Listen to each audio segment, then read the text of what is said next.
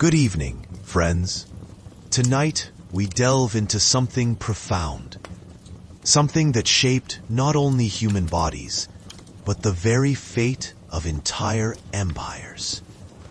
Forget the epic battles and grand conquerors of your history books. Behind every rise and every fall, there often lurked an unseen force. Invisible, yet devastatingly real.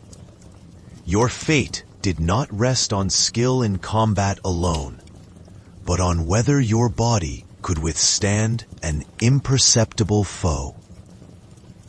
A grim lottery, where survival was the cruelest of exceptions. So, before you settle in, please take a moment to like the video and subscribe, but only if you truly enjoy what I do here. And I'd love for you to let me know in the comments where you're tuning in from and what time it is for you. It's always so fascinating to see who is joining us from all corners of the globe. Now, dim the lights, perhaps turn on a fan for that gentle background hum. And together, let us begin tonight's journey. Our journey begins in the dust and silence of an Egyptian tomb, in the Valley of the Kings. Here, the air is thick, heavy with the weight of millennia. We are not here for gold, nor for the hieroglyphs promising eternal life.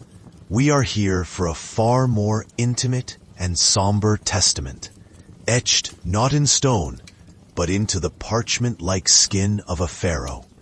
His name was Ramses V. He reigned briefly, more than 3 millennia ago, and his most enduring legacy is not temples or conquests, but the small, oval lesions scattered across his face, neck, and shoulders. They are the unmistakable scars of smallpox. The Egyptian pantheon had gods for nearly everything, for the sun, for death, for the harvest, yet it seems they had no god powerful enough to protect a king, a living god, from this particular torment. The presence of these marks on a figure of such high status tells us something fundamental about this ancient scourge. It made no distinctions. The variola virus cared nothing for divinity, royalty, or power.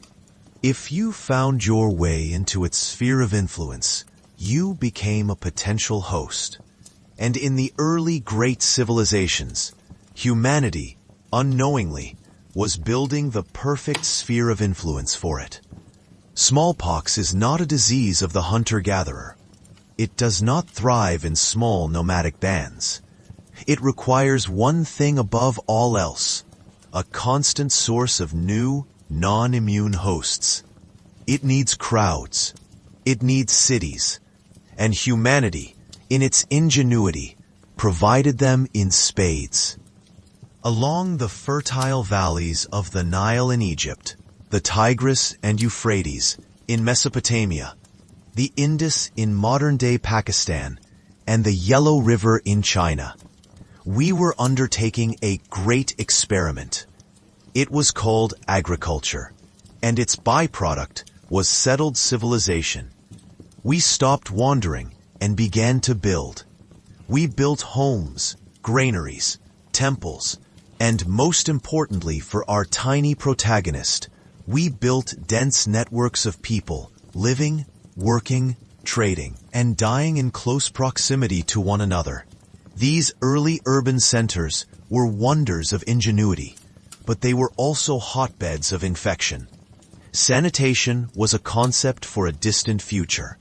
People lived in close quarters with their animals and their own waste. And in this thriving human petri dish, the smallpox virus found its permanent home. It ceased to be a sporadic outbreak and became an endemic disease. It wove itself into the very fabric of life, becoming a kind of biological tax on civilization itself. In India, ancient Sanskrit texts describe a disease causing pustules, fever, and death, attributing it to the wrath of the goddess Shitala. She was depicted riding a donkey, carrying a pot of healing water and a bundle of brooms, ironically, to sweep away the disease. The creation of a specific deity for smallpox shows us how deeply entrenched it was in the collective consciousness. It was not a strange or fleeting malady. It was a permanent feature of life's landscape, a force of nature to be negotiated with, to be appeased, to be prayed to. In China, around the 4th century, the scholar Jie Hong left clinical descriptions of a disease that was most likely smallpox, noting that those who survived it did not contract it again. An astonishingly astute observation that contained the seed of the ultimate solution, though that seed would take more than 1,000 years to germinate. For now, the virus was simply a fact, a terrible lottery of childhood. In these densely populated regions, smallpox primarily became a disease of children because most adults had already been exposed. Either you had died, or you had gained lifelong immunity and a scarred face as proof of your survival. So for centuries, smallpox was largely a local affair. An Egyptian problem, an Indian problem, a Chinese problem. It thrived within these great incubators of civilization, but its travels were limited. Yet, humanity is a restless species. We were not content to remain in our river valleys. We began to build even grander things, empires. And with empires came roads, naval fleets, and trade routes that knit the known world together like never before. We were about to hand the virus its passport. We were about to take our local problem and turn it into a global catastrophe. And the first great stage for this drama would be the grandest empire the Western world had ever seen, Rome. Imagine for a moment the Roman Empire at the apex of its power, in the mid-2nd century CE. It is the age of the Antonines, the so-called 5 good emperors. It is a period of unprecedented peace and prosperity, the Pax Romana. A vast territory stretching from the misty borders of Scotland to the desert sands of Mesopotamia, from the Atlantic coasts of Hispania to the fertile Nile Delta. Over 50 million people, a quarter of the world's population, united under a single government, a single law, and an astonishing network of infrastructure. The famous Roman roads, built to move legions, moved merchants, administrators, pilgrims, and tourists with equal efficiency. The Mediterranean, which the Romans proudly called Mare Nostrum, our sea, was a Roman lake, crisscrossed by ships carrying grain from Egypt, olive oil from Hispania, wine from Gaul, and marble from Greece. It was a magnificently efficient circulatory system, a triumph of logistics and engineering. And it was a pathogen's dream come true, a system perfectly designed to spread infectious disease on a continental scale with terrifying speed and efficacy. In 165 CE, co-emperor Lucius Verus returned triumphantly from a military campaign in the east. He had battled the Parthian Empire, Rome's great rival in Mesopotamia, and emerged victorious. His legions marched home through Anatolia, Greece, and Italy, bringing with them the spoils of war, gold, slaves, and renewed prestige. But they also brought an unwelcome souvenir, an unseen stowaway that had attached itself to their ranks during the siege of the city of Seleucia. Smallpox had arrived in Rome. At first, no one knew what it was. Doctors, trained in the humoral theories of Hippocrates and Galen, were bewildered. They had never seen anything like it. The disease later to be known as the Antonine Plague, named after the reigning dynasty, began to spread like wildfire. It moved at the speed of a marching legion and a merchant ship. From the ports of the eastern Mediterranean, it penetrated deep into the heart of the empire. It reached Rome, the largest and most densely populated city in the world, with its 1 million inhabitants. The crowded, impoverished tenements, the insulae, became death traps. Corpses piled up in the streets, faster than they could be removed. The great physician Galen, who was in Rome at the time, fled the city for a while, overwhelmed by the carnage. But he left us a detailed clinical description of the symptoms: fever, black diarrhea, a skin rash that darkened and turned into dry pustules. While there is academic debate over whether it was smallpox, or perhaps a virulent outbreak of measles, most historians lean towards smallpox as the most probable culprit, given the description and lethality. And what lethality? The Antonine Plague is estimated to have killed between 10 and 15% of the empire's population. At its height, in Rome itself, up to 2,000 deaths were recorded daily. Emperor Marcus Aurelius, the Stoic philosopher who now ruled alone after the death of his co-emperor, Lucius Verus, from the plague itself, watched his world crumble. This man, who in his meditations wrote of the serene acceptance of fate, faced a trial of unimaginable magnitude. The impact was systemic and devastating. Let us begin with the army, the backbone of Roman power. The legions, which had projected Rome's power throughout the known world, were now vectors of their own destruction. Entire units were decimated. Military camps along the Rhine and Danube frontiers became hotbeds of infection. Recruitment became almost impossible. There simply weren't enough healthy young men to fill the ranks. Marcus Aurelius was forced to take desperate measures, recruiting slaves, gladiators, and even Germanic mercenaries from tribes across the border.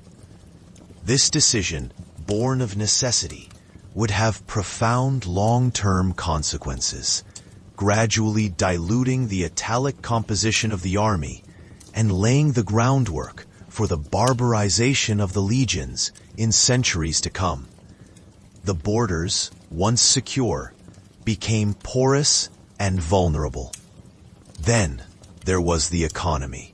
The plague not only killed soldiers, it killed farmers, miners, artisans, and most importantly, taxpayers. Entire fields lay uncultivated because there was no one to till or harvest them. The famous silver mines of Hispania, which minted the empire's coinage, saw their production plummet. With a tax base that evaporated, the state coffers emptied. Marcus Aurelius had to auction off imperial jewels and palace furnishings in the Forum to raise funds and keep the state and army functioning. Trade, the lifeblood of the empire, ground to a halt. Cities shrank. The economic network, once vibrant and robust, suffered a blow from which it would never fully recover. And finally, the psychological and social impact. The plague shook Roman confidence to its core. The traditional gods, Jupiter, Juno, Mars, seemed either powerless or indifferent. Why were they allowing this to happen? This vacuum of faith created an opening for new religions and mystery cults that offered solace, community, and the promise of an afterlife, something the more transactional Roman gods had never truly provided. Christianity, in particular, with its emphasis on charity, care for the sick, and salvation of the soul, found an increasingly receptive audience. Christians did not flee from the sick. They cared for them, often at the cost of their own lives. This compassion, amidst the horror, was a more powerful tool for proselytizing than any sermon. The Antonine Plague did not destroy the Roman Empire by itself. Rome was too vast, too resilient for that. But it wounded it severely. It weakened it from within, eroding its military, economic, and social foundations. It created the perfect conditions for the crisis of the 3rd century, a 50-year period of civil war, barbarian invasions, and economic collapse that nearly brought the empire to an end. The plague was the first great fracture in the magnificent structure of Roman hegemony. The world after the plague was a darker, more uncertain, and more fearful place. And the virus, having demonstrated its ability to humble the most powerful empire on earth, was now an experienced traveler, ready to explore new routes and find new populations to terrorize. The end of Rome was not the end of its journey. It was only the beginning. With the slow crumbling of Rome's centralized power in the West, it might seem that smallpox would lose its most efficient means of transport. The great roads fell into disuse, and traffic across the Mediterranean dwindled to a fraction of what it had been. But humanity and its pathogens always find a way. The world did not stop. It simply reconfigured itself. New empires rose in the east, and new trade networks wove themselves across continents, creating highways for pestilence that were as effective, if not more so, than Rome's. The era of caravans emerged. Imagine the Central Asian desert, a vast ocean of sand and rock under an unrelenting sun. And through this inhospitable landscape, a winding line of Bactrian camels, laden to the brim with the world's luxuries. This was the Silk Road. It was not a single highway, but a network of paths and trails connecting China to the Mediterranean. For over 1,000 years, it was the main artery of global trade. Silk, porcelain, and spices traveled west. Gold, silver, and glass traveled east. And traveling in both directions, lurking in a merchant's breath, in the fabric of a carpet, or on a slave's skin, was the variola virus. Each stop on the Silk Road, each oasis city like Samarkand, Bukhara, or Kashgar, was a transfer point, a place where goods changed hands and viruses found new hosts. The caravan that left one city was not the same one that arrived at the next. Men fell ill, sometimes died en route, and were replaced. Every human interaction in these bustling markets was an opportunity for the virus to jump. It was not a rapid, explosive spread like in densely connected Rome. It was rather a slow, inexorable seepage, a methodical advance across the continent, moving at the pace of a camel. Meanwhile, in the world emerging from the ashes of Rome, Islam was on the rise. From the 7th century onwards, Arab armies and merchants created a vast caliphate stretching from Spain to India. They unified this enormous region with a language, a religion, and a vibrant culture of trade and scholarship. And of course, they also unified its disease environment. Smallpox became a common and well-documented disease in the Islamic world. Persian physicians like al-Razi in the 9th century wrote incredibly detailed treatises on the disease, clearly distinguishing it from measles. Their clinical observations were so precise that they remained reference medical texts in Europe for centuries. They could not cure it, but they understood it. They knew it was a single disease, and they knew, like Gei Hong in China, that once you overcame it, you were safe. From the heart of the Islamic world, the virus continued its travels. Muslim traders dominated the Indian Ocean, creating a maritime Silk Road connecting East Africa, Arabia, Persia, India, and Southeast Asia. Dhows, with their triangular lateen sails, carried not just spices and ivory, but also disease.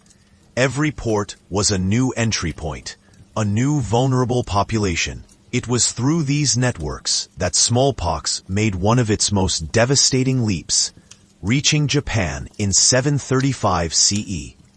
The island, which had been relatively isolated, had no pre-existing immunity. The result was apocalyptic. The epidemic is estimated to have killed a third of Japan's population. The imperial court was decimated. The powerful Fujiwara family, which controlled politics, lost its 4 leaders, 4 brothers, within the span of a year. Japanese society was so traumatized that Emperor Shomu ordered the construction of Buddhist temples in every province of the country in a desperate attempt to appease celestial forces. The great Buddha of Nara, one of the world's largest bronze statues, is a direct monument to the despair caused by this smallpox epidemic. In Europe, the picture was different. The continent was fragmented into a mosaic of feudal kingdoms, duchies, and city-states. Smallpox did not cause single, sweeping pandemics here, like the Antonine Plague or the Japanese epidemic. Instead, it settled in and became what it had been in ancient India and China, an endemic childhood disease. It was a constant presence, a silent killer that exacted a regular toll each year, each generation. Medieval chronicles are filled with references to kings, queens, and nobles whose faces were pockmarked by the disease.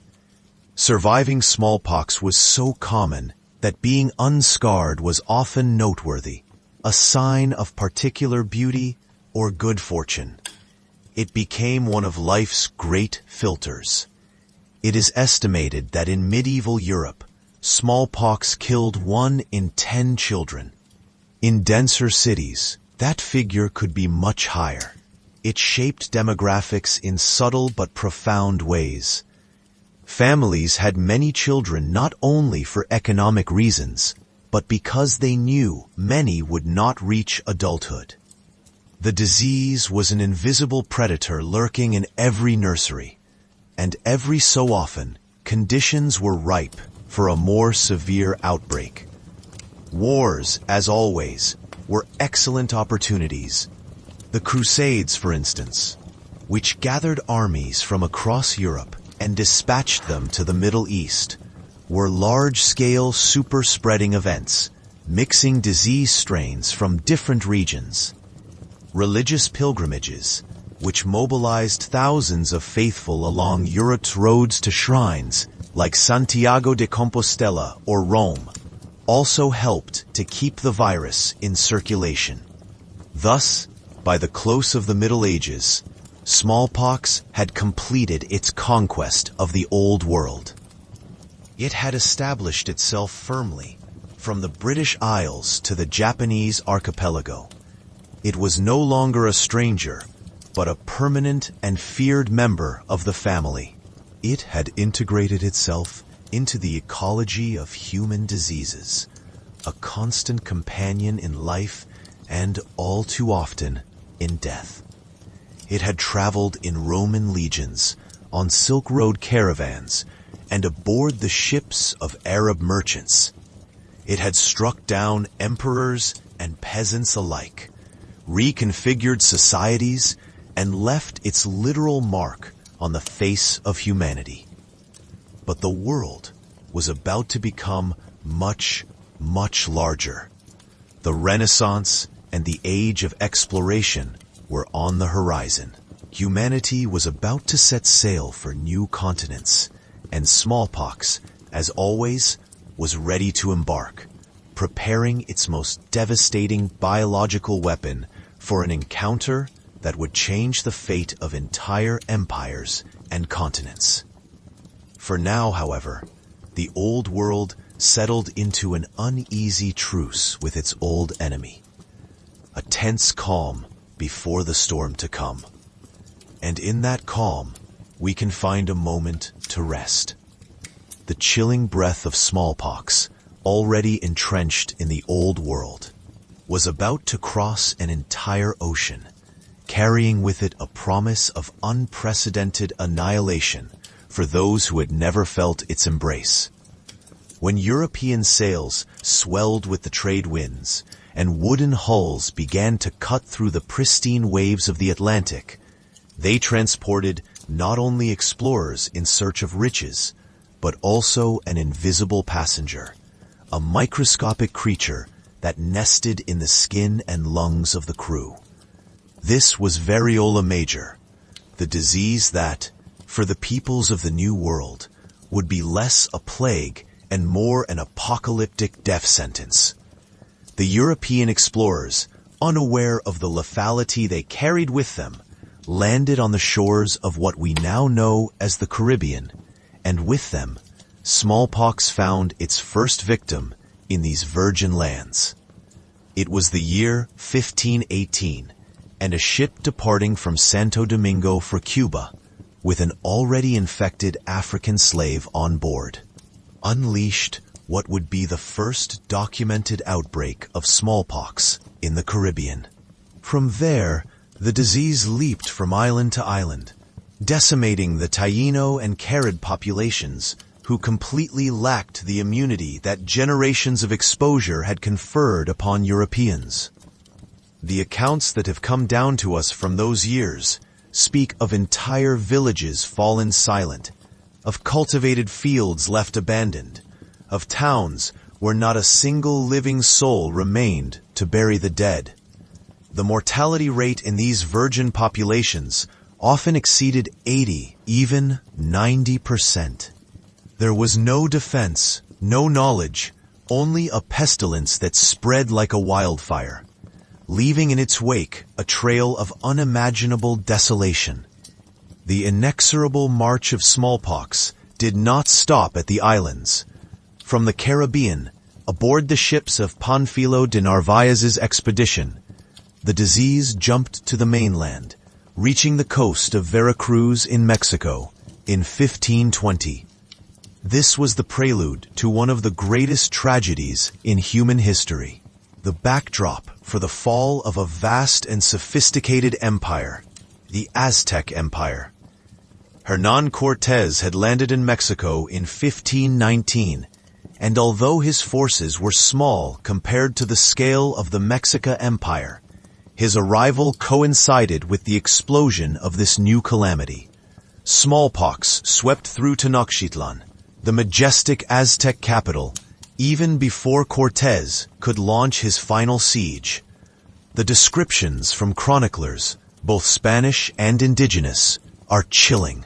They speak of bodies covered in pustules, of fevers that consumed the strongest, of a disease that respected no one, not warriors nor priests, not men nor women, not children nor the elderly.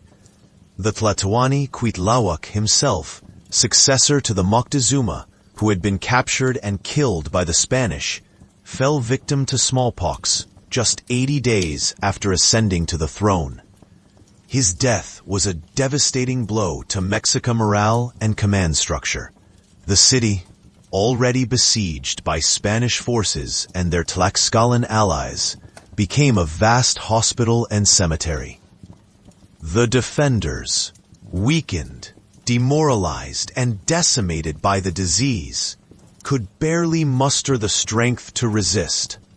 The streets filled with corpses, and those still living lacked the energy or the will to fight. It is estimated that in the months preceding the fall of Tenochtitlan, in August of 1521, between 25 and 50% of the city's population succumbed to smallpox. It was a victory won not by swords of steel, but by an invisible enemy that had paved the way for the conquest. But smallpox was not content with Mexico. Its invisible steps continued their march southward, along indigenous trade routes and communication networks, long before Francisco Pizarro and his hosts set foot in the lands of the Inca Empire. While Pizarro was preparing his expedition from Panama, smallpox had already begun to sow chaos in the Andes. The Sapa Inca Huayna Capac, the powerful emperor who had expanded the Tawantinsuyu to its greatest extent, was one of the first and most prominent victims of this plague. His death, around 1528, triggered a bloody and devastating civil war between his sons, Huáscar and Atahualpa, for succession to the throne. When Pizarro finally arrived in the heart of the Inca Empire in 1532, he found a society already fractured, weakened by years of internal conflict, and with its populations severely diminished by smallpox. The battles had exhausted human and material resources, and the disease continued its course, undermining the empire's capacity for resistance. The remaining Inca leaders found themselves fighting on two fronts, one against the European invaders, and another, far more insidious and lethal, against a disease they did not understand, which took their soldiers, their leaders, and their families with terrifying efficiency. It was in this context of devastation and disorder that Pizarro, with a force of little more than 200 men, managed to capture Atahualpa in Cajamarca, marking the beginning of the end for the Inca Empire. Smallpox had not only wiped out millions of lives, but had completely disorganized the political and military structures of these vast empires, leaving fertile ground for the seed of European conquest. And so, smallpox became an unseen ally, the most formidable and ruthless of the Spanish conquistadors. It was not intentional, of course. This was not a biological weapon planned with calculated malevolence. The Europeans themselves also fell ill and died from smallpox, though in much smaller proportions, thanks to the immunity they had developed over centuries of exposure on their own continents. But the asymmetrical impact was what sealed the fate of the great American empires. Smallpox acted as a biological vanguard, softening the enemy before the Spanish cavalry or the arquebuses could even come into play. Imagine, if you can, a society where the disease not only kills, but also demoralizes so profoundly that it shatters social cohesion and the will to fight. The indigenous peoples of the New World believed their gods had abandoned them, or that the new plague was a divine punishment, or perhaps a manifestation of the incomprehensible power of the newcomers. The healers, powerless against an unknown illness, lost their authority and credibility. The social hierarchy crumbled as leaders and priests succumbed, leaving a vacuum of leadership and a sense of hopelessness. Consider the conquest of Mexico again. The expedition of Cortés, though brave and brutal, consisted of a handful of a few hundred men. They faced an empire with a population of millions and an experienced army of hundreds of thousands of warriors. Without smallpox, without the death of Cuitlahuac, without the disease that turned Tenochtitlan into a city of mourning and misery, the Aztec resistance would have been formidable, perhaps insurmountable. The final siege of Tenochtitlan was not a battle against an army at its peak, but a struggle against a starving and sick people. The city's water, contaminated by the corpses of smallpox victims, became an additional source of death. The logistics of defense collapsed. How do you feed an army when the farmers are dying in their fields? How do you maintain morale when every day brings news of more deaths, more pustules, more bodies to pile up? The Spanish, seeing the devastation the disease caused, could not help but recognize the immense advantage it gave them. The conquistadors advanced upon cities and villages that were already in ruins, where the survivors were too weak to resist or too traumatized to offer effective opposition. And in the south, the story repeated itself with the Incas.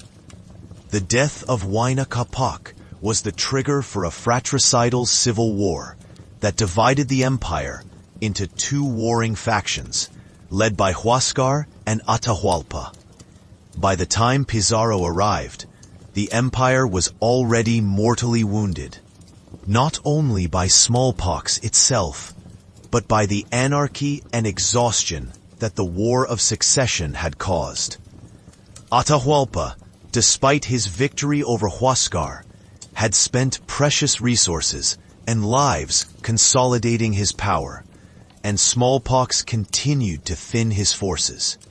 When Pizarro met Atahualpa in Cajamarca, the Inca emperor was accompanied by a massive court. But the core of his army was scattered, recovering or fighting in other parts of the vast empire. The disease had weakened the imperial infrastructure. Communication networks had been disrupted, and the ability to mobilize a unified and effective response against the foreign invaders had been severely compromised. The Spanish found themselves in a strategically advantageous situation, where a formidable enemy was already on its knees, brought down by an invisible plague. It was smallpox that demoralized societies, that decimated armies before a single major battle was fought, that decapitated governments at the most critical moment.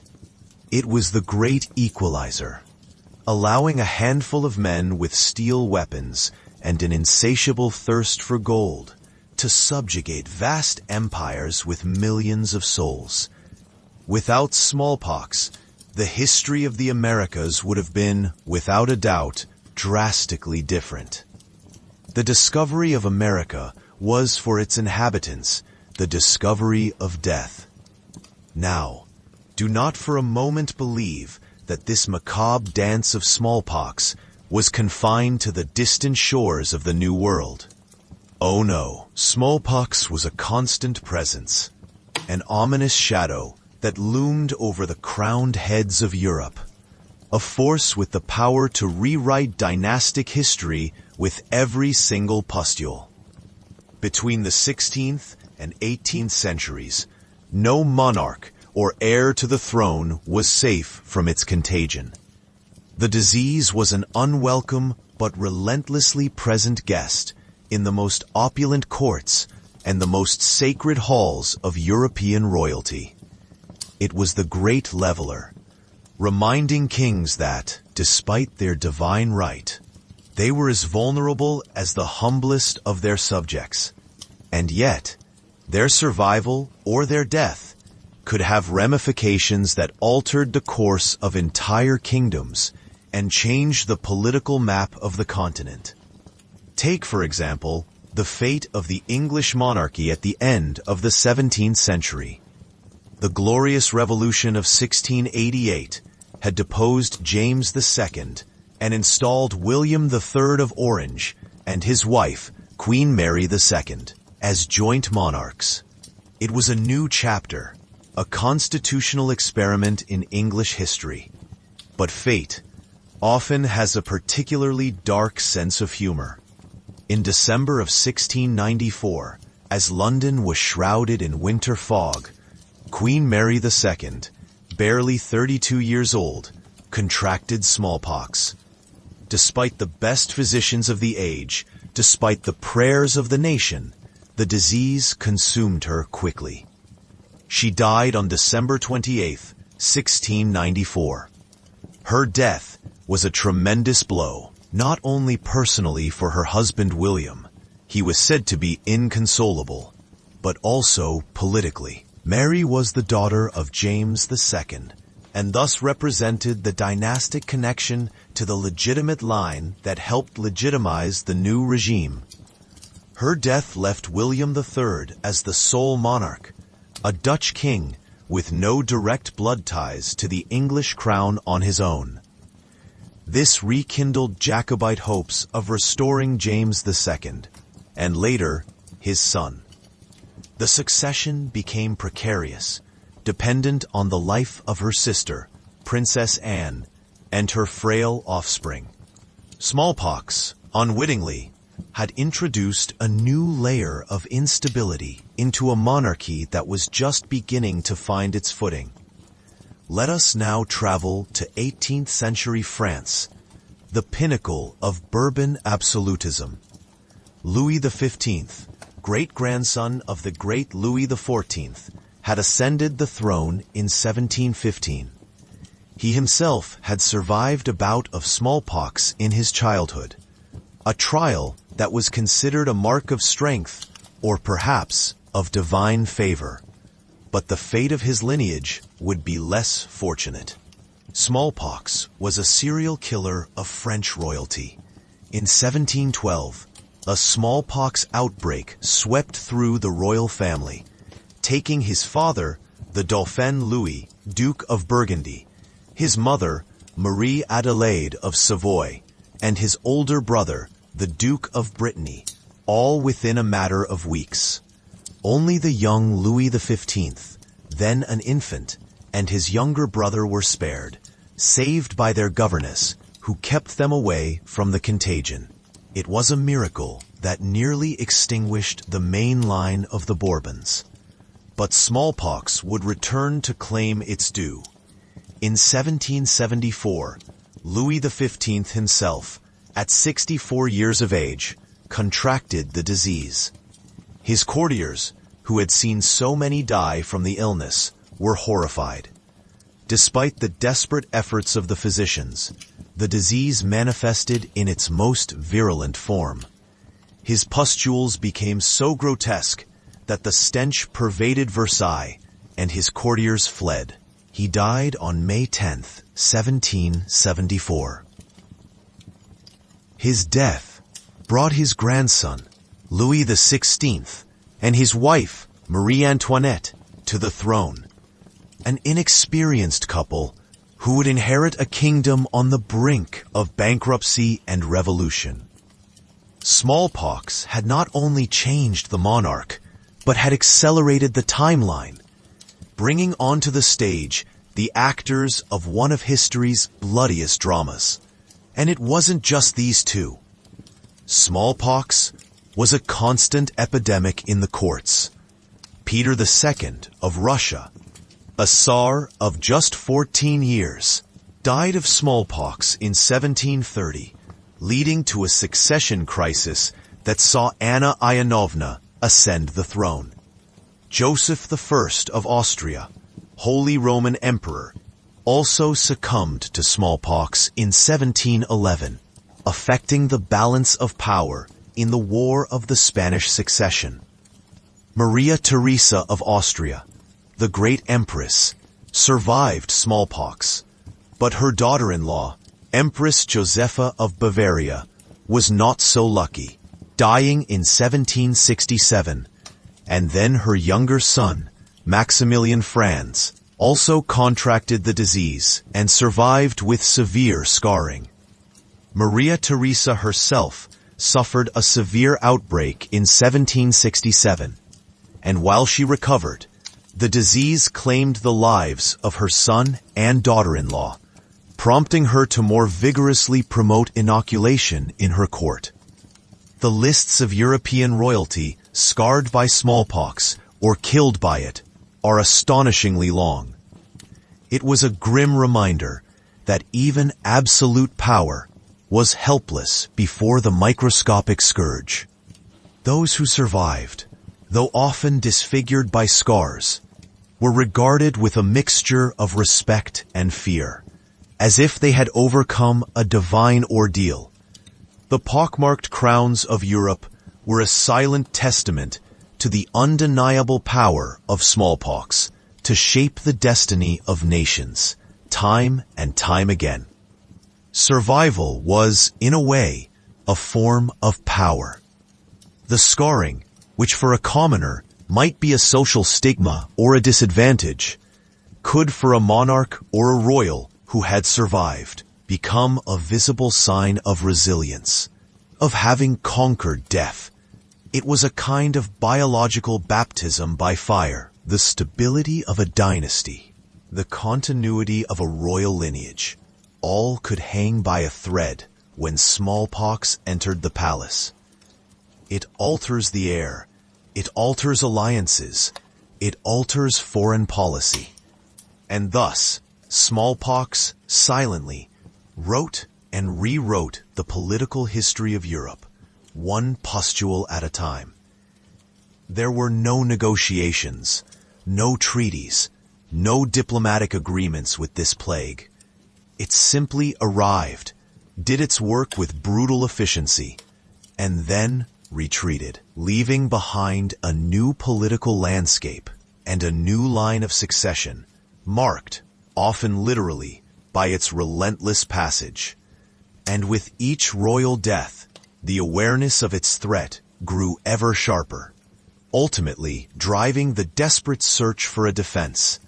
And so, humanity found itself ensnared in an endless, brutal cycle. The specter of smallpox was not a distant threat, but an uninvited member of every family, a ghost haunting every nursery. For centuries, the only response had been resignation, prayer, and quarantine, tools as fragile as a spiderweb against a hurricane. But despair is the mother of invention, or at least of audacity. If you couldn't defeat the monster, perhaps you could strike a deal with it, a pact, a bargain with a lesser devil to shield you from the great Lord of Hell. This idea was not born in the laboratories of Europe, but in the bazaars, homes, and courts of Asia and Africa, passed down as a whispered secret from generation to generation. It was called variolation. The principle was both simple and terrifying. Pus from a smallpox pustule was taken from a patient experiencing a relatively mild case of the disease. Then, this infected material was deliberately introduced into the body of a healthy person. Sometimes this was done through a small cut in the skin, a scratch on the arm or leg. In other places, such as China, a scab from a pustule was dried, finely pulverized, and blown into the recipient's nose through a silver tube. The goal was to induce a controlled and hopefully milder version of smallpox, one that would confer lifelong immunity without killing the patient in the process. It was a gamble, a calculated wager against death. In most cases, it worked. The person would develop a fever, some pustules, and then recover, left scarred, but forever safe from the terror of natural smallpox. But sometimes, the wager went wrong. The induced mild case could turn into a furious, lethal infection, killing the patient. And worse still, A newly variolated person was contagious, capable of starting a new epidemic in an unsuspecting community. It was an imperfect solution, a weapon that could turn against its wielder. Yet, in a world where natural smallpox killed 1 in 3 people it infected, a 1 or 2% risk of death from variolation seemed a considerable improvement. A 1 in 50 chance was far better than 1 in 3. For a long time, this knowledge remained a folk practice, an Eastern curiosity to the few European travelers who stumbled upon it. But in the early 18th century, an extraordinary woman would bridge these two worlds. Her name was Lady Mary Wortley Montagu. She was an aristocrat, poet, essayist, and a beauty of her time, whose appearance had been cruelly ravaged by smallpox, leaving her deeply scarred and without eyelashes. In 1717, she traveled to Constantinople, where her husband was the British ambassador to the Ottoman Empire. And it was there, in the tea houses and social gatherings, that she observed with fascination the local practice of inoculation, or ingrafting, as it was known. She watched elderly Greek and Circassian women perform the procedure with routine calmness, and noticed that smallpox, though present, did not hold the same terrifying power over the population as it did in England. Driven by the memory of her own suffering and fear for her children, she made a radical decision. In March 1718, with the help of the embassy physician Charles Maitland, she had her 5-year-old son, Edward, variolated. The procedure was a success. The child became mildly ill and fully recovered. When Lady Mary returned to London in 1721, she became a passionate advocate for the practice. But she met a wall of skepticism and hostility. The British medical establishment, conservative and deeply wary of imported wisdom, especially one championed by a woman and practiced by ignorant old women in an infidel country, vehemently opposed it. The idea was barbaric, dangerous, and above all, foreign. However, Lady Mary had influence. And just then, a new smallpox epidemic swept through London, fanning public fear. A convincing demonstration was needed. And so, one of history's crudest clinical trials was devised. In August 1721, at Newgate Prison, a bargain was offered to 6 condemned prisoners facing the gallows. Undergo variolation, and if they survived, they would receive a royal pardon. All 6 accepted. 6 men with nothing to lose chose the physician's needle over the hangman's noose. To the relief of all involved, all 6 survived. As a quality control, they were intentionally exposed to natural smallpox and proved to be immune. The next step was to test it on orphan children from St. James's Orphanage. They too survived.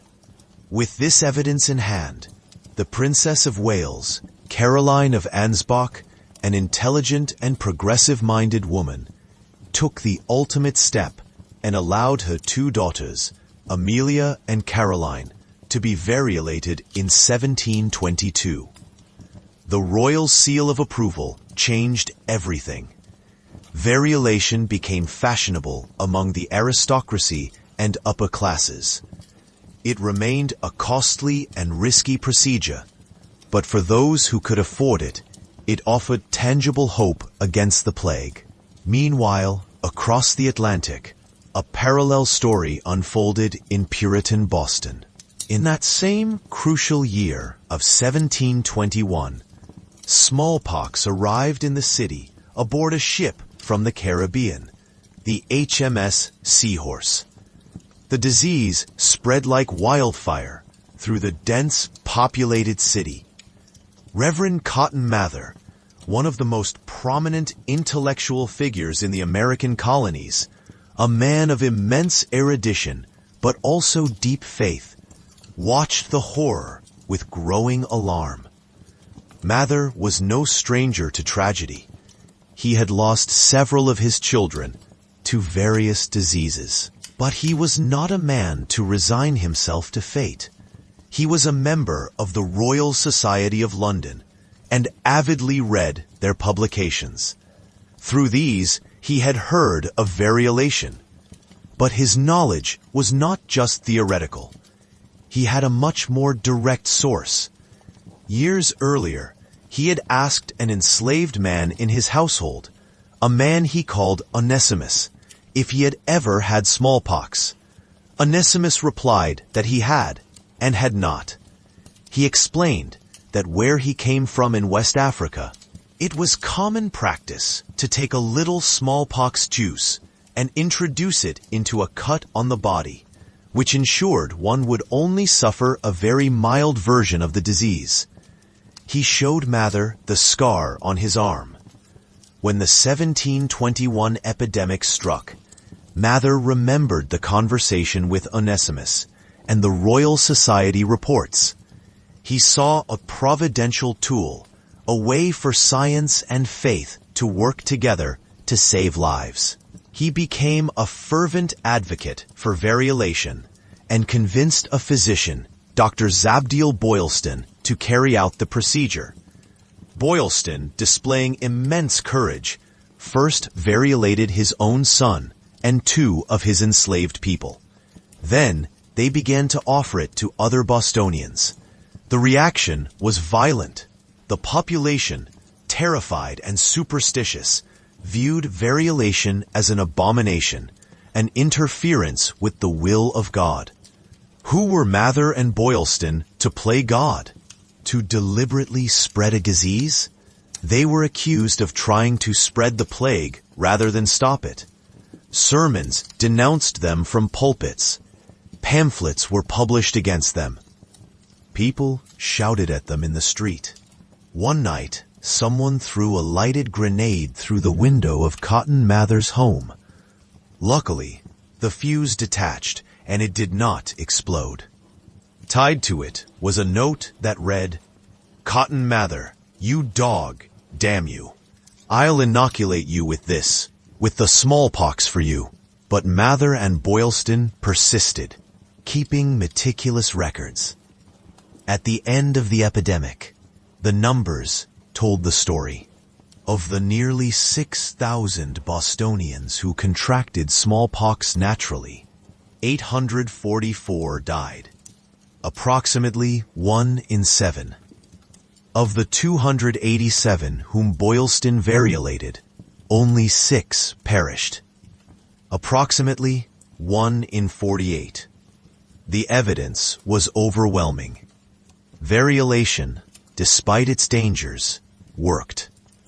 It was a dangerous pact, yes, but it was the only pact available. Throughout the rest of the 18th century, the practice slowly spread. Used sporadically during epidemics in Europe and America. George Washington, understanding its strategic importance, ordered the variolation of the entire Continental Army during the Revolutionary War.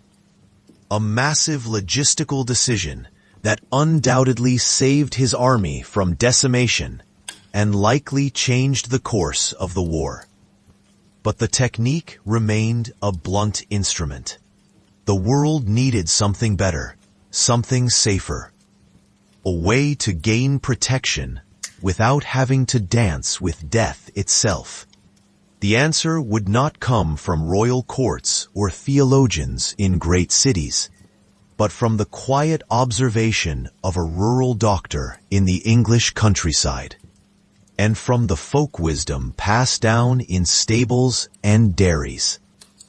The setting for the next great revelation could not have been more different from the Ottoman courts or the bustling streets of Boston. We move to the late 18th century, to the Green.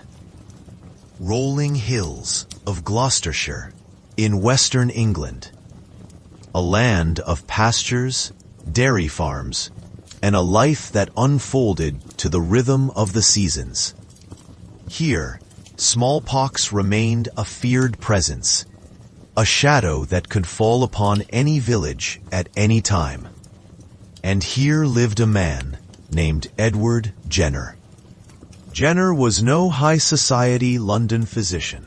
He was a country doctor, an amateur naturalist with an insatiable curiosity about the world around him.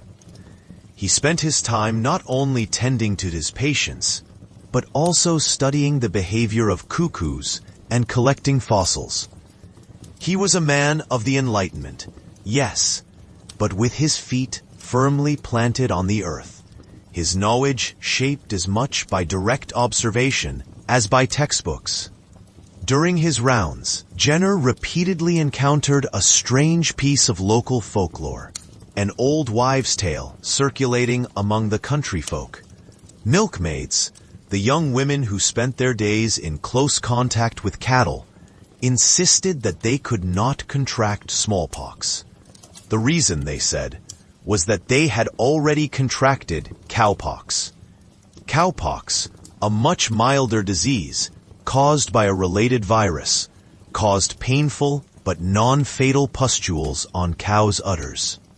And milkmaids often developed similar lesions on their hands and arms from contact with infected animals.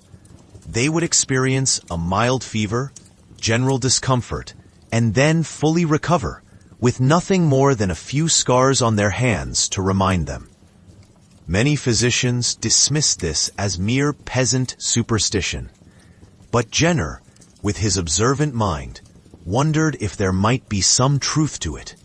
He spent years collecting anecdotes, speaking with milkmaids, examining their scarred hands, and noticing that indeed they seemed immune to the periodic waves of smallpox that swept through the region.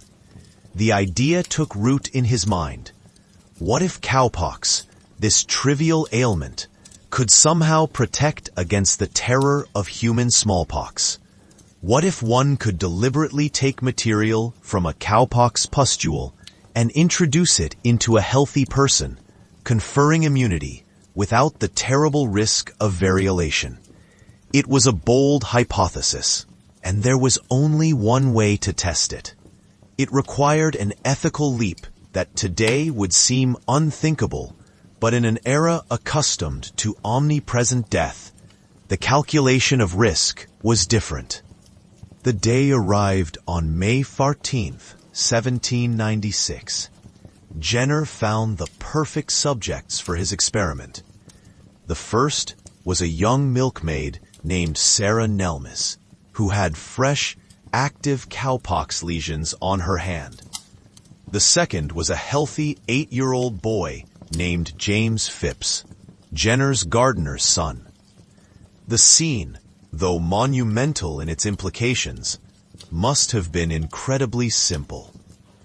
In his consulting room, with the afternoon light streaming through the window, Jenner took a lancet and carefully extracted some fluid from one of the pustules on Sarah Nelmis's hand. Then he turned to young James.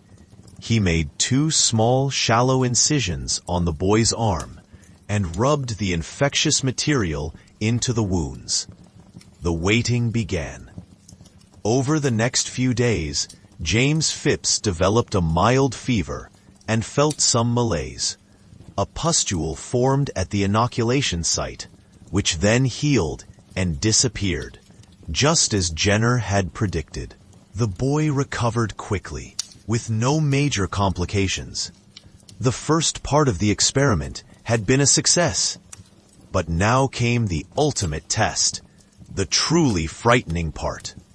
To know if the procedure had worked, Jenner had to do the unthinkable. Deliberately expose James Phipps to human smallpox. About 6 weeks later, on July 1st, Jenner took material from a smallpox pustule of an ill patient and inoculated it into James's arm. It was the same method as variolation, a method that would normally have produced the disease. Jenner watched the boy with an anxiety we can only imagine. A day passed. Then another. The boy did not develop the high fever, body aches, or characteristic rash. He did not get sick. Nothing. Absolutely nothing.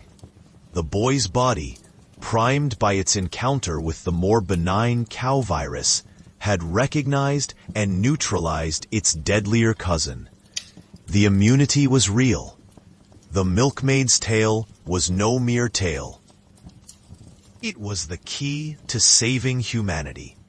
Jenner, realizing the magnitude of his discovery, coined a new term for his procedure, derived from the source of its power.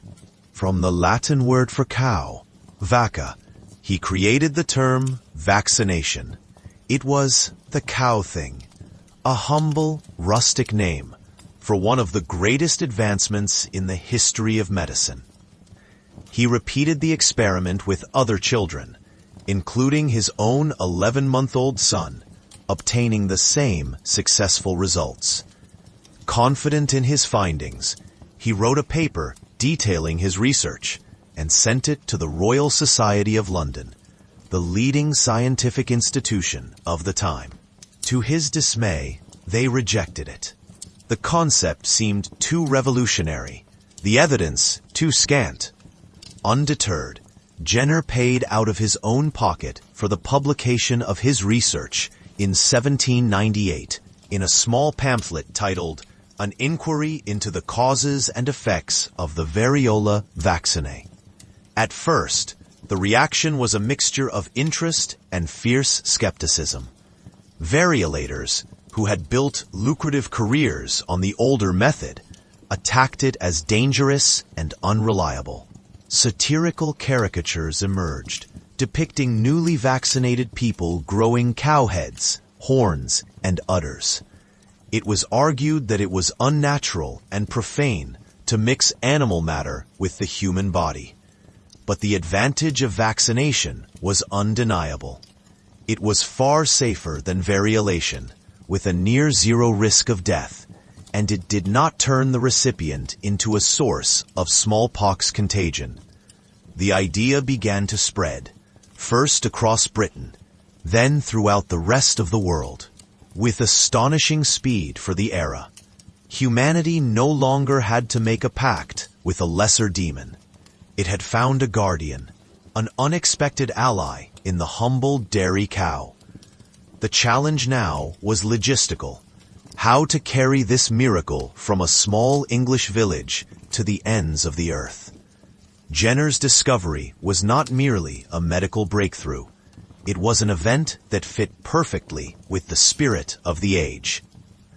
The late 18th century was the cusp of the Enlightenment, an era driven by belief in reason, progress, and humanity's capacity to understand and improve the world through science. Vaccination was the perfect embodiment of these ideals. It was reason triumphing over superstition, the scientific method conquering an ancient plague, a universal tool for the betterment of the human condition. It became more than a medical procedure. It was an Enlightenment project, a symbol of a new era of optimism. Yet, this optimism faced a formidable obstacle: the tyranny of distance. In a world without refrigeration, how could the vaccine be transported across continents and oceans? The cowpox virus, vaccinia, was fragile. The lymph extracted from a pustule quickly lost its potency. It couldn't simply be bottled and shipped. It had to be kept alive. The solution was as ingenious as it was macabre: a human chain. The idea was to vaccinate one person, and once the pustule fully developed, about 9 or 10 days later, use the fresh lymph from that pustule to vaccinate the next person in the chain. It was a kind of biological chain letter, a living relay passing the baton of immunity from arm to arm. This technique allowed the vaccine to spread across Europe and reach North America relatively quickly.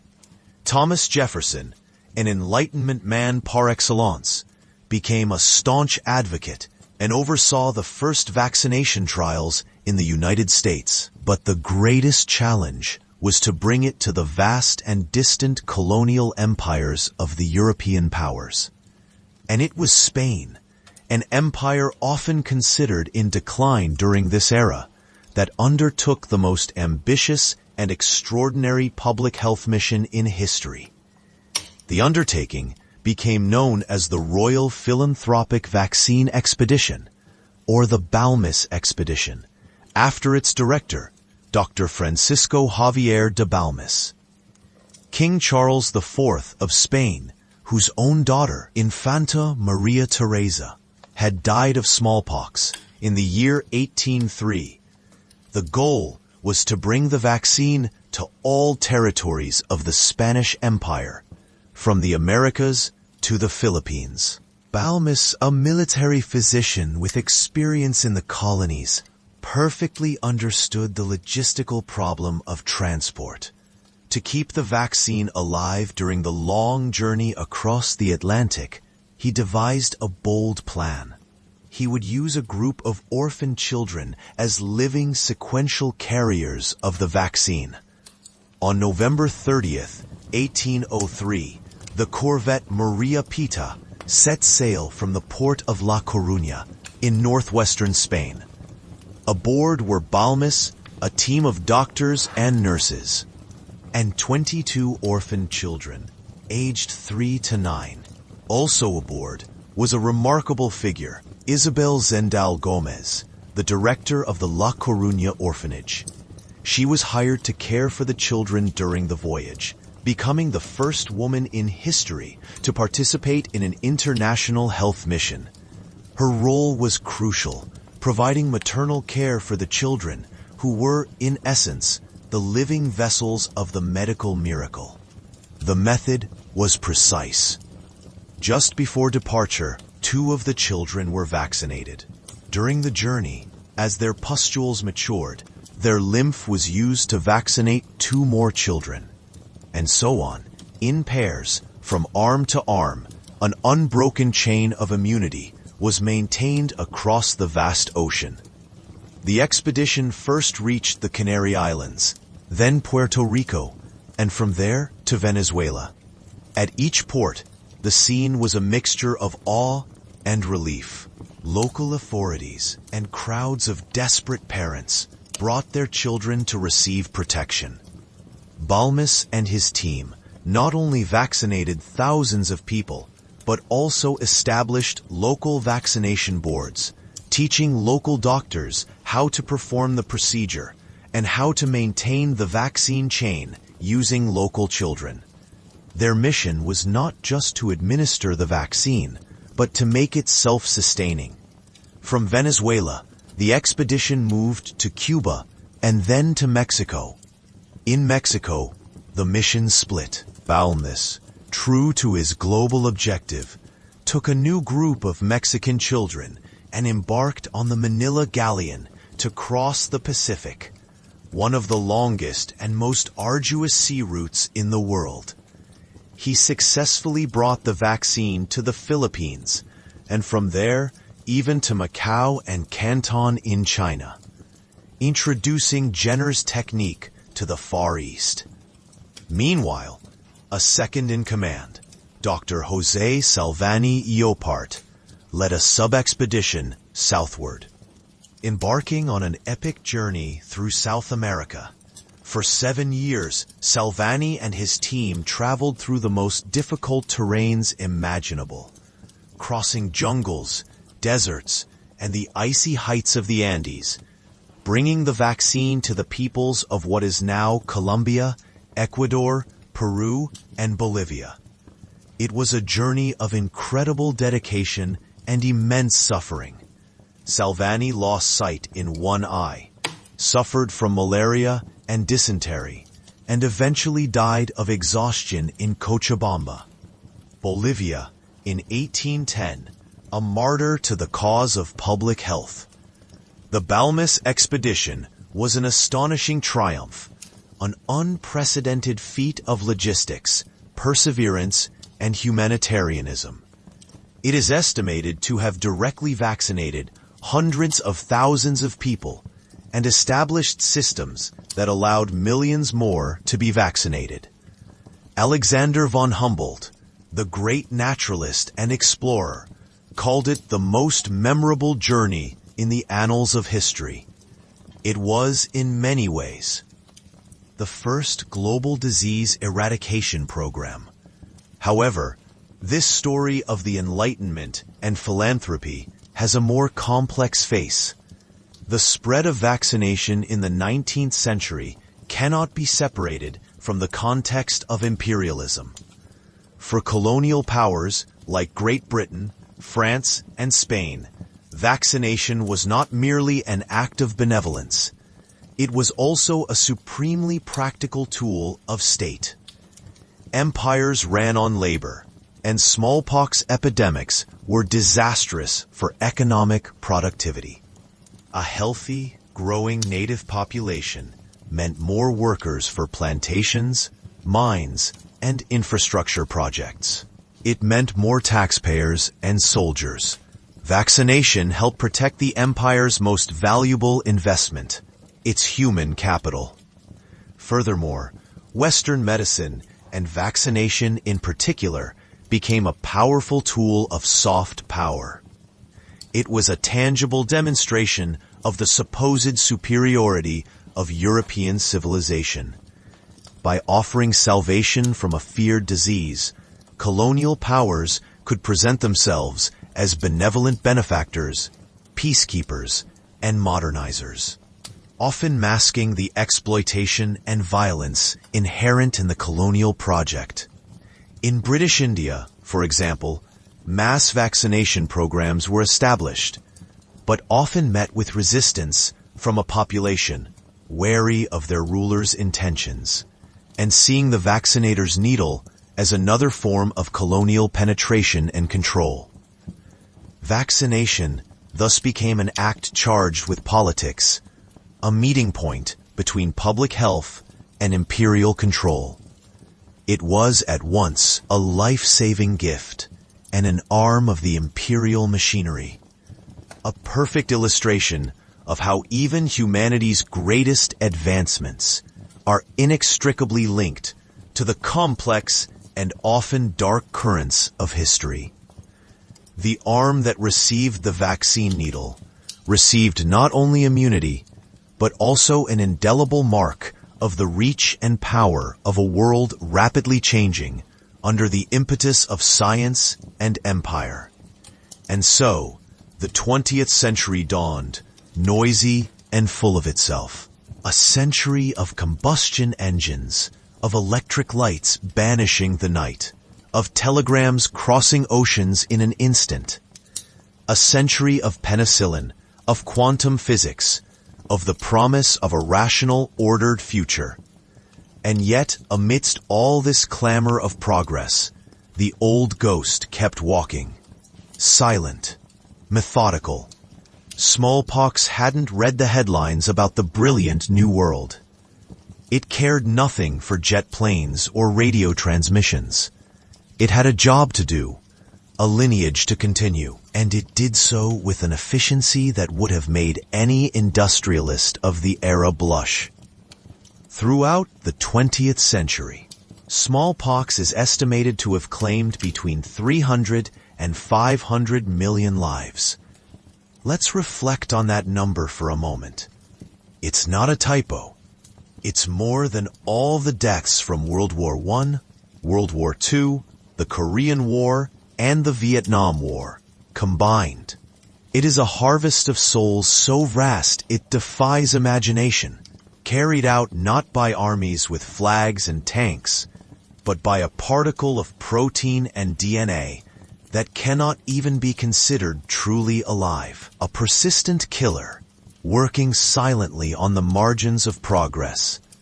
In the wealthy nations of the West, the monster had become little more than a tale to frighten children. By mid-century, Europe and North America had achieved what they called elimination, not eradication, a far more definitive and absolute word, but elimination. The disease was no longer endemic, no longer circulating freely among their populations. Outbreaks were rare, imported, and swiftly crushed with quarantines and local vaccination campaigns. For a child growing up in Ohio or Surrey in the 1950s, smallpox was the small, round scar on their grandfather's arm, a story from a bygone, almost mythical time. The vaccine, that gift from Jenner, had become a rite of passage, a routine, an almost boring part of life. It was in the hot, dusty landscape of Somalia, a place then still recovering from the echoes of war, where the curtain on smallpox began its final and definitive descent. The date was October 26, 1977, a day that, for those involved, would be seared into the collective memory of global public health. In a hospital in the coastal city of Merka, a man named Ali Malin, a hospital cook around 23 years old, encountered something the world believed had already been consigned to the annals of history: the distinctive pustules of smallpox. Ali, whom destiny had chosen to be the final chapter of this millennia-old plague, worked in a hospital that had received 2 Somali children infected with a suspicious fever, which would later be confirmed as variola minor, a milder yet no less formidable variant of the virus. Ali had not been vaccinated against the disease, which at that time, in the fervor of a nearly victorious global eradication campaign, was a chilling anomaly. The news of his diagnosis did not spread with disordered panic, but with a cold, calculated precision, like the final tick of a clock before midnight. The World Health Organization's smallpox eradication team, led by luminaries like D.A. Henderson and Frank Fenner, already operated with almost military efficiency. Somalia was one of the last strongholds of the disease, a hotspot in the Horn of Africa, where smallpox clung fiercely. Fueled by population displacement and the complexities of civil conflict, the detection of Ali Malin's case was not a failure, but definitive proof of the WHO's surveillance capabilities. His infection was identified thanks to a case detection network, often described as one of the most intensive and successful public health campaigns in history. Every village, every home had become an observation point. Surveillance teams crisscrossed the country, asking about any case of smallpox or fever with rash illness. Ali himself, with his characteristic lesions, was irrefutable evidence that the work was not yet finished. What followed was a race against time that would define the end of an era. The strategy was the same one that had proven so devastating to the virus throughout the final years of the campaign: ring vaccination. It wasn't about vaccinating everyone en masse, but rather quickly identifying a case, isolating it, and then locating and vaccinating every person who had been in contact with the patient, and in turn, the contacts of those contacts. Think of it as a series of concentric waves of protection built with lightning speed.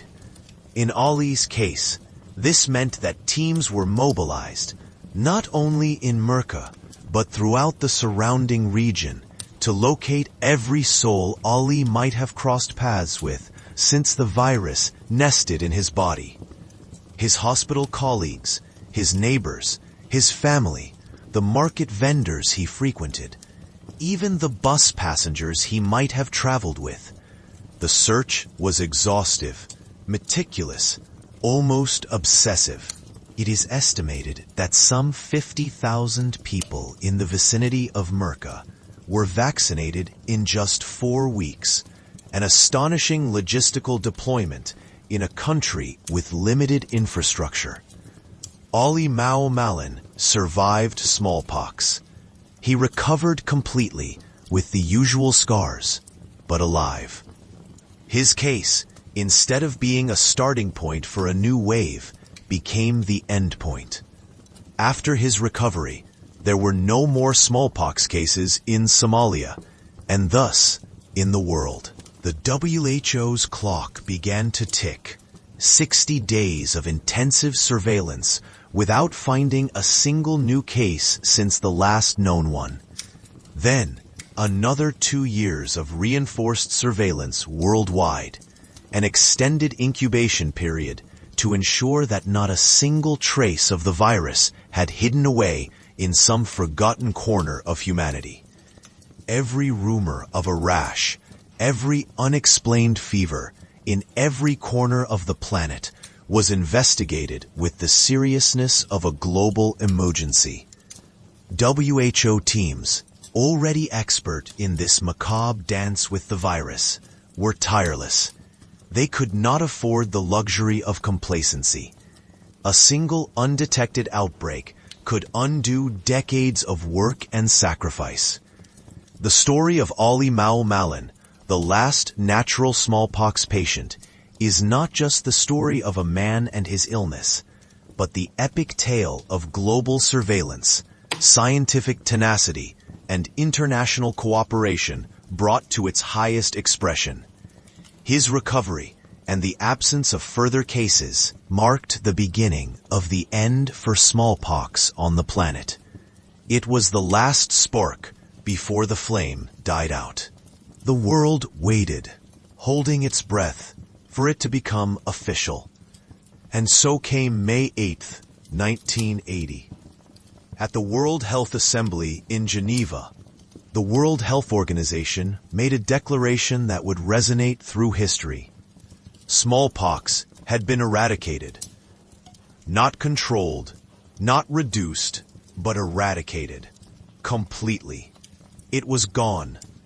It was the only human pathogen ever erased from the face of the earth by the deliberate and coordinated action of humanity. The announcement was met with a mixture of ecstasy, relief, and a profound, almost dizzying sense of awe. They had fought an enemy that had plagued humanity since the dawn of civilization, a monster that had shaped empires, decimated populations, and left a scar of fear and disfigurement across millennia. And they had won, forever. But the victory, though sweet, brought with it a thorny question that hovered over the celebration like an unsettling shadow. What to do with the last vestiges of the enemy? Because while the virus had been eradicated from the natural ecosystem, it had not completely vanished from the planet. Samples remained, frozen in liquid nitrogen, locked away in maximum security laboratories at the Centers for Disease Control, CDC, in Atlanta, United States, and at the State Research Center of Virology and Biotechnology, Vector, in Koltsovo, near Novosibirsk, in what was then the Soviet Union. They were the last 2 cages for a monster that had roamed free for eons.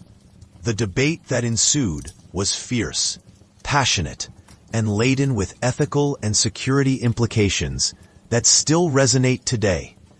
It was a fascinating paradox. The very triumph that had freed the world from smallpox now presented the responsibility of deciding the fate of its last tiny incarnations. On one side, there was the proposal to destroy the samples. The argument was simple and forceful. If the virus no longer existed in nature, why keep it alive in a laboratory? The risks were immense and terrifying. An accident, a security breach, a deliberate act of bioterrorism, and the world could once again be plunged into the nightmare of smallpox without the collective memory of fear to drive action, and with a global population entirely vulnerable due to the suspension of mass vaccination. Who wanted the responsibility of safeguarding such a potent biological weapon, even if for benign purposes? Total destruction, it was argued, was the only guarantee of absolute safety. It was the equivalent of burning the blueprint of a devastating weapon once the war is over. Figures like Frank Fenner, one of the key figures in eradication, vehemently advocated for total destruction. "It makes no sense to keep it," he said, fearing complacency or human error. "It's like keeping a tiger in a cage. If there are no more wild tigers, what for?"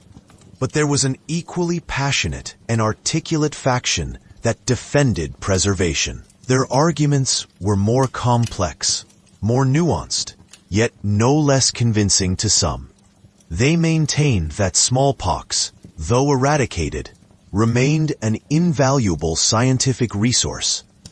It could be necessary for researching the biology of other related poxviruses, for developing new generations of vaccines or antivirals, should a similar virus emerge from nature or, God forbid, be engineered. The argument of preparedness resonated strongly in the context of the Cold War and the nascent fear of biological weapons. Furthermore, for many scientists, destruction would represent the irreparable loss of a unique biological specimen, the genetic memory of a predator that had shaped human evolution. It would, in a way, erase a part of the history of life. Didn't smallpox deserve its place in a scientific zoo, even if an extremely dangerous one, so that future generations could study and understand it? And what if, in some inexplicable way, it reappeared in nature? Having the samples would allow for a swift, science-based response. The discussion lasted for years, with WHO expert meetings, debates in scientific journals, and deliberations at governmental levels. It was a tug-of-war between extreme caution and scientific curiosity. Finally, a compromise was reached, a precarious balance that has endured to this day. The samples would not be destroyed immediately. It was decided that they would remain in the two maximum security reference laboratories, the CDC and Vector, under strict international WHO control. These laboratories were true biological fortresses with multi-layered security systems, highly specialized personnel, and containment protocols designed to prevent even the slightest escape. The decision to maintain these cages has been periodically reviewed by expert committees, and each time the stance of preservation has been reaffirmed, despite persistent objections from some. Each decision was accompanied by a sigh of relief from one side and a breath of frustration from the other. The monster, though no longer roaming free, would remain an uneasy guest, a constant reminder of its power and of the responsibility humanity had taken upon itself. The two cages remain, and the debate continues to simmer, a silent echo in the halls of global science. The scars that smallpox left are not just the permanent marks on the skin of its survivors, or the silent absences of those who succumbed. Its marks are much deeper, etched into the very DNA of civilization, a legacy that endures long after the last natural virus vanished. The eradication of smallpox was not just a victory over a disease, It was a victory that redefined global public health and the potential of international cooperation. Before smallpox, the idea of eradicating an infectious disease from the face of the earth was considered by many a utopian fantasy, worthy of the wildest dreams of science fiction. Yet smallpox proved it was possible. It laid the foundation not only in terms of scientific strategy, like epidemiological surveillance and ring vaccination, but also in the creation of a global public health infrastructure. The WHO, from the ashes of World War II, was forged and strengthened in the crucible of the smallpox campaign. It learned to coordinate massive efforts across political borders, to mobilize resources in the remotest corners of the world, to train thousands of health workers, and to persuade governments and communities of the importance of collective action. Smallpox was its grand project, its trial by fire, and the institution we know today, with its capacity to respond to pandemics and its focus on global health, is largely an heir to that foundational experience. Every time we hear about mass vaccination campaigns for polio or measles, every time a WHO rapid response team deploys in the face of a new viral threat, we are seeing the echoes of the victory against smallpox. The model that was created, the roadmap for eradication, remains a beacon of hope and a template to follow for other diseases. The goal of eradicating polio, for instance, is directly inspired by the success against smallpox. The faith that it can be done was born from this monumental struggle. Beyond infrastructure and strategy, smallpox left its mark on our collective psyche. For millennia, the disease was a constant, an inescapable force of nature, as relentless as earthquakes or droughts. It was something that simply happened, a fatal rite of passage, a force that could not be defied. Its eradication changed that fundamental perception. It taught us that, with sufficient intelligence, perseverance, and cooperation, humanity can indeed bend nature's will, that we are not at the mercy of all pathogens. This lesson, this paradigm shift, is perhaps smallpox's most profound legacy. It endowed us with a sense of agency and optimism in the fight against disease. On a more intimate level, smallpox has also left a mark on our very genetic code. Although science is still unraveling the complexities, it is believed that the selective pressure of smallpox over centuries has influenced the evolution of the human genome. Genetic variations have been identified that confer a certain resistance or susceptibility to smallpox, suggesting that those with certain mutations had a higher probability of surviving the disease, thus passing those traits to subsequent generations. It's an unsettling reminder of how disease not only affects individuals, but shapes the genetic makeup of an entire species across geological timescales. Our immune defenses, our capacity to respond to certain pathogens, bear the signature of past battles against enemies like smallpox. The collective memory of smallpox, though fading with time, remains a somber reminder of what once was. The testimonies of the last survivors, the photographs of scarred faces, the accounts of decimated villages, all of it forms an atlas of suffering that must be remembered. Forgetting smallpox would mean forgetting one of the greatest lessons in public health history. that constant vigilance, investment in science, and international cooperation are the only effective weapons against the shadows lurking in the microscopic world. Smallpox taught us that the dream of a disease-free world is not a chimera, but an achievable goal, if we are willing to pay the price in ingenuity and effort. So, as the moonlight filters through the window, and the world outside sinks into the sweet embrace of silence, we can breathe easy. The chapter of smallpox is closed. Its scars endure as silent reminders, and the last cages for its monster sleep deeply, protected by the eternal vigilance of science. May your dreams be free of fever, and your mornings filled with the calm of health.